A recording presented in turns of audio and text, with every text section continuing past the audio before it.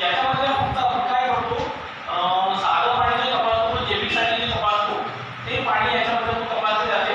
आणि करायची कशी मला पाहिजे तुमचं मी पहिल्यांदा प्रशिक्षण तुमचं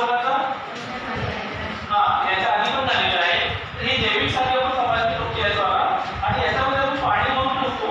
आणि हे पाणी आपण किती तास ठेवतो, आपण याच्यामध्ये 24 तास पाणी भरून ठेवतो. याच्यामध्ये एकच आहे का पाण्याचा रंग काळा झाला तर आपण दूषित समजतो, आणि पाण्याचा रंग काळा नाही झाला तर पाणी पिण्यास योग्य आहे आपण समजतो. तर दूषित आहे म्हणजे फक्त जैविक तपासणी दूषित आहे म्हणजे कसं, म्हणजे त्याच्यामध्ये काळं पडलं म्हणजे हे दूषित आहे. दूषित जेव्हा आपल्याला आढळते तर तेव्हा आपण काय करतो, याला प्रयोगशाळेत तपासण्यासाठी पाठवतो आपण. तर प्रयोगशाळेत तुम्हाला समजलं का ह्या पाणी दूषित आहे, आपण प्रयोगशाळेमध्ये तपासण्यासाठी पाठवतो.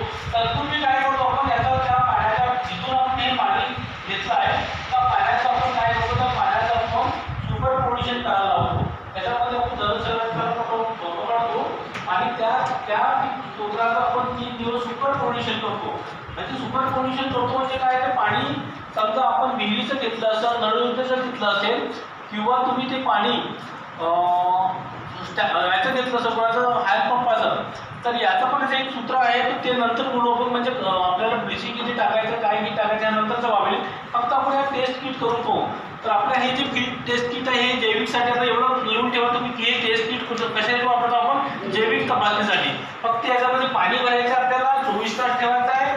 24 तासानंतर पाणी काळं झालं तर आपण हे समजायचं का हा दूषित आहे, पाणी काळं नाही झालं तर हे समजायचं का पाणी चांगलं पाणी पिण्यासाठी योग्य आहे.